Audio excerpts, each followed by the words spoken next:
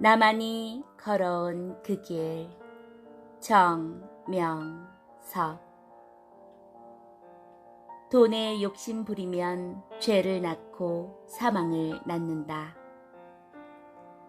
경기도 광주에서 70일이나 금식하고 돌아다녔던 시절, 골목길 초등학교 앞 상점을 지나갈 때 빵이 상자에 수북히 담겨 있었으나 그것을 집어먹지 않았다. 배가 무척 고팠지만 양심은 살아있었기 때문이다. 하지만 내 뒤를 따라오던 개는 상점 앞에 놓인 그릇에 빵을 슬며시 물고는 눈을 흘끔거리며 사라졌다. 그때 개와 내가 다른 점이 이것이구나 하고 깨닫게 되었다. 그 후로 한국 사회는 IMF 시대도 겪었지만 아무리 돈이 없는 때라고 해도 그 누구든지 비양심적으로 산다면 개만도 못한 사람이 되고 만다는 생각이 든다.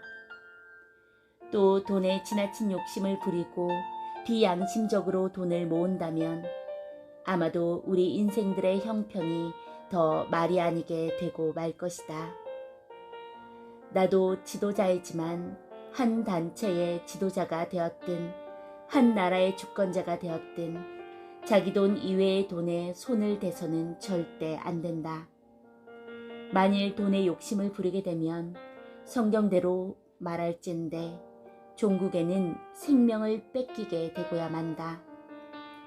성서의 사도행전 5장에 나오는 아나니아와 삽비라는 땅을 팔아서 하나님 앞에 다 드리고 감사하는 마음으로 살겠다고 해놓고서는 땅을 팔고 보니 돈이 크게 보여 그 돈에 얼마를 숨기는 욕심을 부렸다가 결국 자기를 속이고 남도 속이는 더러운 범죄를 저지르게 되었다. 그 결과로 하나님의 사람인 베드로는 그들을 심판했고 그러면 안 된다고 하며 양심을 꾸짖었다.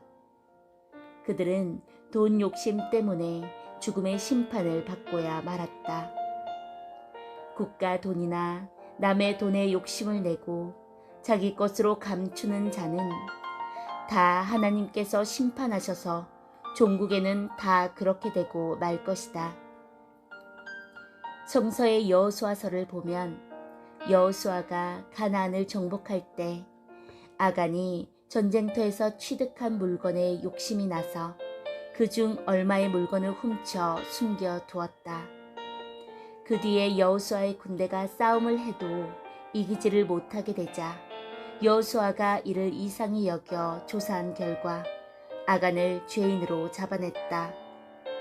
아간의 돈과 물질에 대한 욕심이 낳은 죄로 인하여 아이성을 결국 빼앗지 못하는 역사적인 결과를 낳게 되었다. 오늘날 우리 민족도 누구든지 자기 것이 아닌데 국가 돈이나 남의 돈에 욕심을 부리고 도둑질을 하는 자들은 아간처럼 되고야 말 것이다. 여호수아는 아간을 백성 중에서 이끌어내어 당시의 방식대로 돌로 쳐 죽여버렸다. 이와 같이 사람에게 돈이 무엇인지 자기 생명까지 뺏겨가면서도 돈을 벌려고 하고 감추곤 한다. 하지만 하나님은 돈을 사랑하지 말고 나 여호와를 사랑하라 하셨다. 악인이 모은 재산은 의인에게 주고야 말겠다고 하나님은 잠언을 통해서 말씀하셨다. 그래서 돈에 대한 욕심으로 죄를 범하지 않은 내가 기도하면 하나님이 잘 들어주실 것으로 알고 매일 기도한다. 나는 돈을 전혀 만질 수가 없어서 돈을 감추지 않는 것이 아니다. 구름같이 많은 사람들이 따르기에 얼마든지 돈을 내 것으로 숨겨둘 수 있는 여건이 많은 입장이다. 하지만 모두 하나님의 것임을 확실히 알고 또 돈보다 목숨이 귀하다는 것을 깨달아 이를 실천하는 가치 있는 인생이 되었기 때문이다. 하나님의 생명의 말씀을 전하는 자가 돈을 쳐다보게 되면 그의 눈에 세상만 보이게 된다. 결국 돈 욕심을 부리면 하나님이 꼭 심판하시고 만다. 성서에 기록된 말씀이나 노스트라다무스의 예언 등을 듣고 누구를 말하기를 1999년이 되면 지구에 불심판이 있어서 해가 어두워지고 달이 핏빛처럼 되는 말세가 온다고 했다. 2000년대가 시작될 즈음 해와 달이 떨어지고 지구가 불로 타버리는 심판은 없었을지라도 온 인류를 향한 심판은 곳곳에서 진행됐다. 내가 기도할 때마다 말씀을 외칠 때마다 하나님은 그때그때 심판은 꼭 하신다고 말씀하셨다.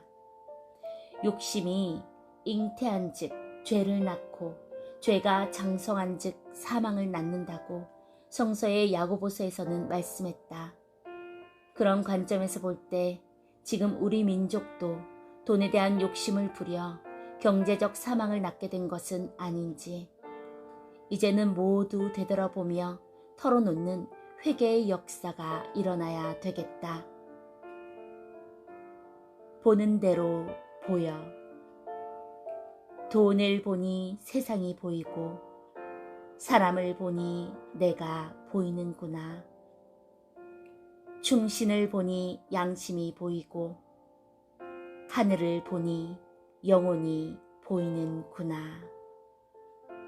아멘.